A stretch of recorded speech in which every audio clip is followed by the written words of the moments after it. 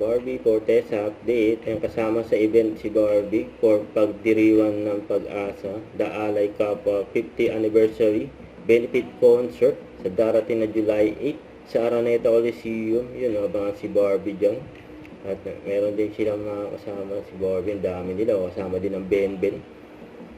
Ito pa yung highlights ni Barbie. And during contract signing ng Warner Bros. Pictures, kasama ang GMA Picture, para sa horror movie ni Barbie na Penthouse 77. Pinakita na yung official poster nasa likod ni Barbie. Congrats kay Barbie. Sa interview ni Barbie. I'm very proud. About David. Hindi.